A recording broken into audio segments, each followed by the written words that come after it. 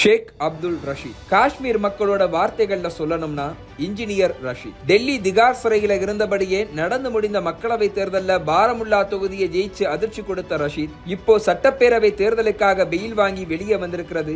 காங்கிரஸ், பாஜக, தேசிய மாநாட்டு கட்சி, பிடிபின்னு ஒட்டுமொத்த ஜம்மு காஷ்மீரையும் கலக்கத்துல ஆழ்த்தி இருக்கு. யார் இந்த ரஷீத்? அத்தனை கட்சிகளும் பயப்படுற அளவுக்கு அவர் அப்படி என்ன செஞ்சுட்டாரு தெரியுமா? டீனேஜ்ல இருந்த ரஷீத் அப்போ பிரிவினைவாதம் பேசிக்கிட்டு இருந்த அப்துல் கனி லோனோட மக்கள் மாநாட்டு கட்சியில இணைஞ்சு தீவிரமா களமாடிட்டு இருந்தாரு. ஆனா கொஞ்ச நாள்லயே அவருக்கு பிரிவினைவாத அரசியல் சலிச்சு போச்சு. இதனால சிவில் இன்ஜினியரா அரசு வேலையில சேர்ந்தார். இப்படித்தான் அவருக்கு இன்ஜினியர் ரஷீத் என்ற பேர் வந்துச்சு. ஆனா இந்த காலகட்டமும் ரொம்ப நாள் நீடிக்கல. 2008ஆம் ஆண்டு முழுநேர அரசியல்ல குதிச்ச ரஷீத் லங்கேட் சட்டப்பேரவை தொகுதியில ஜெயிச்சு ஜம்மு காஷ்மீர் சட்டமன்றத்துக்குள்ள நுழைஞ்சார். 2014 சட்டப்பேரவை தேர்தல்ல இரண்டாவது முறையா வெற்றி பெற்ற பிறகு அவாமி இத்திஹாத்னு ஒரு புதிய கட்சியை தொடங்கினாரு ரஷீத். ஆனா இந்த கட்சிக்கு தேர்தல் ஆணையத்தோட அங்கீகாரம் கிடைக்கல. இருந்தாலும் 2019 நடந்த மக்களவை தேர்தல்ல பாரமுல்லா மக்களவை தொகுதியில போட்டியில குதிச்சாரு ரஷீத். ஆனா அவரால் ஜெயிக்க முடியல. அதே ஆண்டு ஜம்மு காஷ்மீருக்கான மாநில அந்தஸ்து பறிக்கப்பட்டு சிறப்பு அந்தஸ்து நீக்கப்பட்டுச்சு. அதே நேரத்துல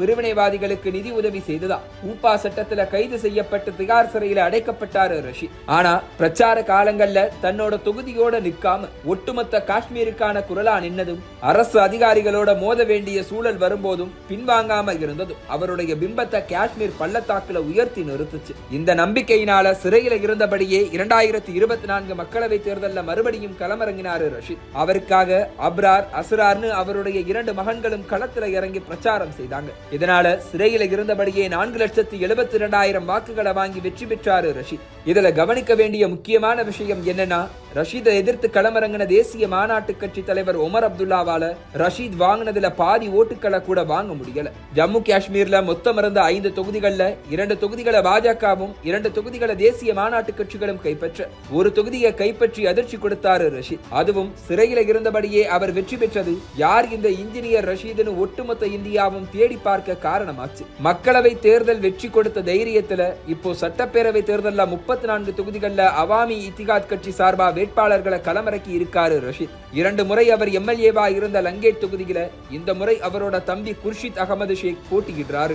இந்த முறை தன்னோட கட்சி வேட்பாளர்களுக்காக பிரச்சாரம் செய்ய ரஷீதுக்கு இடைக்கால ஜாமீன் வழங்கி இருக்கு டெல்லி நீதிமன்றம். திரையில இருந்தபடியே உமர் அப்துல்லாவை தோற்கடிச்சு பாரமுல்லாவை கைப்பற்றினவர் இனி வெளியில வந்து பிரச்சாரம் பண்ணினா நிலைமை என்ன ஆகுமோன்னு கலக்கத்துல இருக்கு பாஜக, காங்கிரஸ், தேசிய மாநாட்டு கட்சி மற்றும் பிடிபி மாதிரியான கட்சிகள். அவாமி இத்திஹாத் கட்சிக்கு பாஜகவோட மறைமுக தொடர்பு இருக்கிறதாகவும் குற்றச்சாட்டுகள் எழுந்திருக்கு. தேர்தல் நெருங்கிய நேரத்துல இத்தனை வேட்பாளர்களை களமிறக்க அவாமி இத்திஹாத் கட்சிக்கு எங்க இருந்து பணம் வந்துச்சுன்னு கேள்வி எழுப்பி இருக்காங்க முன்னாள் முதலமைச்சரும் பிடிபி கட்சி தலைவருமான மெஹபூபா முஃப்தி. ஜம்மு காஷ்மீர்ல தனிச்சு மட்டுமே போட்டி, ஒரு சில தொகுதிகளில் மட்டுமே சுயேட்சைகளோட கூட்டணின்னு அறிவிச்சிருக்க பாஜக அவாமி இத்திஹாத் கட்சி கூட மறைமுகமா கூட்டணி வச்சு களமிறக்கி விட்டிருக்கதா குற்றம் சாட்டி இருக்காரு தேசிய மாநாட்டு கட்சி தலைவர் ஒமர் அப்துல்லா. அவாமி இத்திஹாத் வேட்பாளர்கள் வடக்கு காஷ்மீர் பகுதிகளில் பலமா இருக்கிறதால மற்ற எந்த கட்சிகளை காட்டிலும் தேசிய மாநாட்டு கட்சி வேட்பாளர்களோட வாக்குகளுக்கு தான் பாதிப்பு அதிகமா இருக்கலாம்னு சொல்றாங்க அரசியல் விமர்சகர்கள். இதனால